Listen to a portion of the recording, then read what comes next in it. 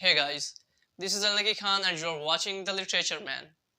Today we will summarize an English short story, The Man Who Loved Ireland, by an English novelist, poet, essayist, playwright, and a critic, D.H. Lawrence, who was born in United Kingdom and then became a famous and influential poet of 20th century.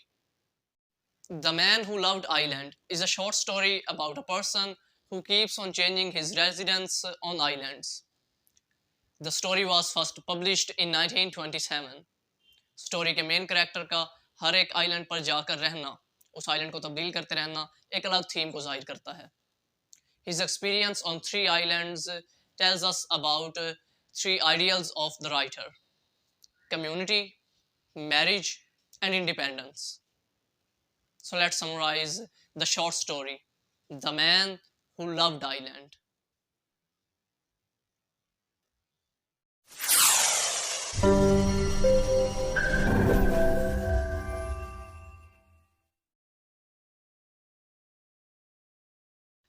The short story is about a man who loves islands passionately. He is the only character of this story because बाकी सब characters minor हैं. Story basically है ही इसी character पर और इसी के इर्द गिर्द घूम रही है. That's why this man is the central character of the story.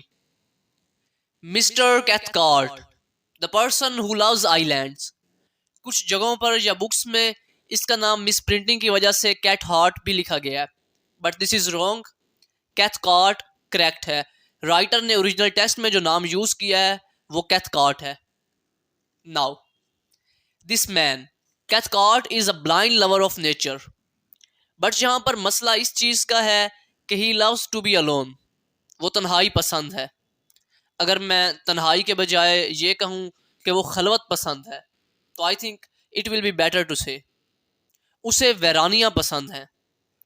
जिस तरह जॉन एलिया साहब ने कहा था, तुम जब आओगी तो खोया हुआ पाओगी मुझे, मेरी तन्हाई में ख्वाबों के सिवा कुछ भी नहीं, मेरे कमरे को सजाने की तमन्ना है तुम्हें, मेरे कमरे में किताबों के सिवा कुछ भी नहीं. Now it will be easier for you to understand the story. The story begins with Mr. Cathcart, who was born on an island.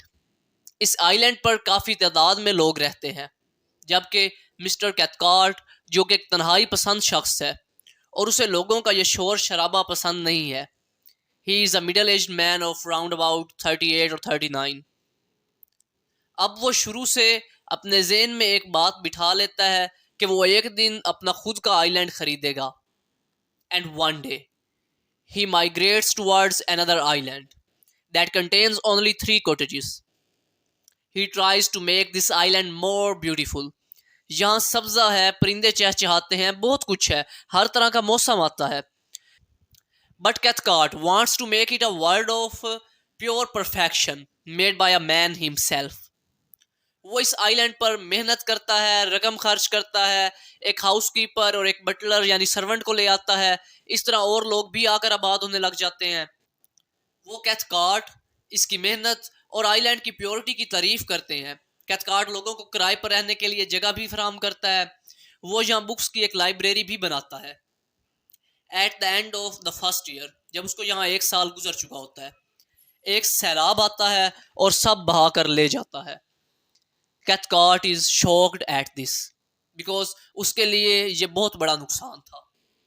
Then वो यहाँ एनिमल्स का एक फार्म बनाता है, कुछ फसलें उगाता है. But some symbolic incidents happen again. A cow falls over the cliff. समंदर के करीब एक गाय चट्टान से गिरकर मर जाती है. देन कुछ टाइम के बाद एक आदमी की टांग टूट जाती है. एक दिन एक तूफान किसी यैच को बहाकर ले आता है जो चट्टान से आ टकराती है. Yacht is a specific type of ship. इस इंसिडेंट के बाद आइलैंड पर मौजूद पिग्स को बहुत अजीब किस्म की डिजीज हो जाती है, बीमारी हो जाती है. आइलैंड पर मौजूद फैमिलीज में नफरत बढ़ने लगती है. All these things make Cathcart frightened. वो खौफ महसूस करने लगता है. Till the end of second year at this island उसे ये अंदाजा हो जाता है कि ये लोग उससे प्यार नहीं करते.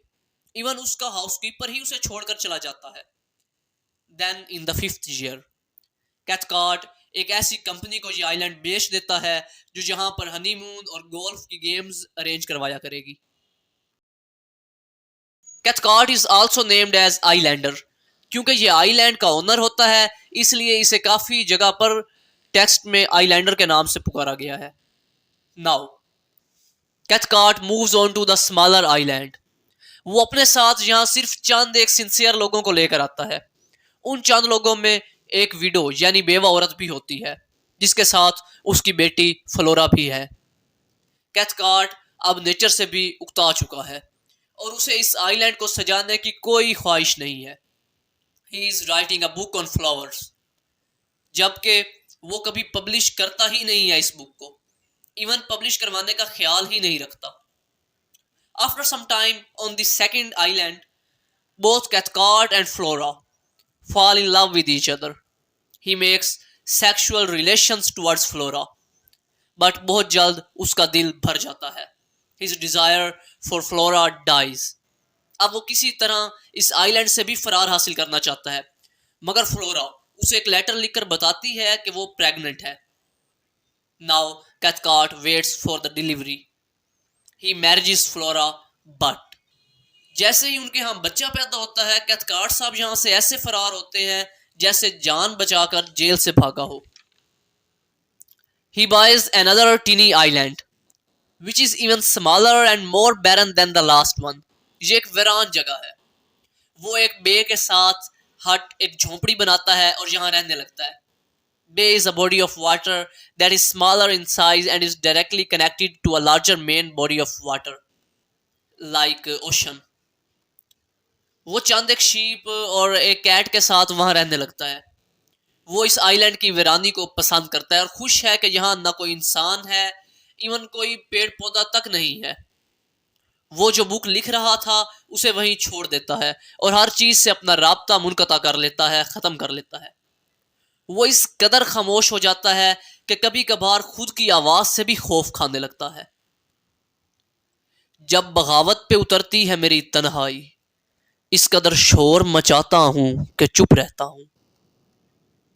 नाउ कैथकार्ट महज ठाठे मारते हुए समंदर की आवाज को सुनना पसंद करता है। In winter the snow false.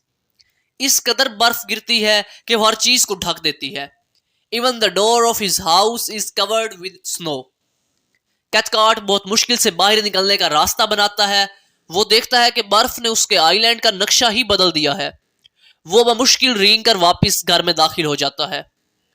वो रात भर विस्परिंग करता रहता है, elements, the elements, you can't win against the elements. वो नहीं जानता कि ये बर्फ कब तक जारी रहेगी। One day he climbed on a hill. एक ऐसी पहाड़ी जो पहले कभी वहां थी ही नहीं, बर्फ से बनी पहाड़ी। वहां से वो उस आइलैंड पर एक नजर दौड़ाता है जो कि अब जरा भी वैसा नहीं लगता जैसा कि वो था। It is totally different from his island. वो जानता है कि अब कभी इस समंदर में इस तरफ कोई शिप नहीं आएगी। दूर से जोरदार गर्ज की आवाज सुनाई देती है। वो जानता है कि यह समंदर पर बर्फ गिरने की आवाज है। वो मुड़ा और उस बर्फ को सांस लेकर अपने ऊपर महसूस किया। So guys, this is just an imaginative story, but writer ने स्टोरी के मेन कैरेक्टर के जरिए एक आइलैंड से दूसरे आइलैंड और दूसरे से तीसरे आइलैंड तक 3 थीम्स शो किए हैं जिनका जिक्र मैं स्टोरी के शुरू में कर चुका हूं।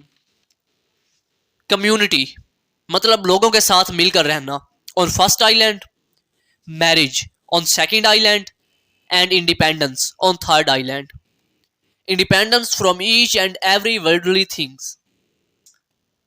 ये स्टोरी एक लेसन देती है that one shouldn't avoid other human beings and shouldn't indulge him or herself so much in nature because man is a social animal.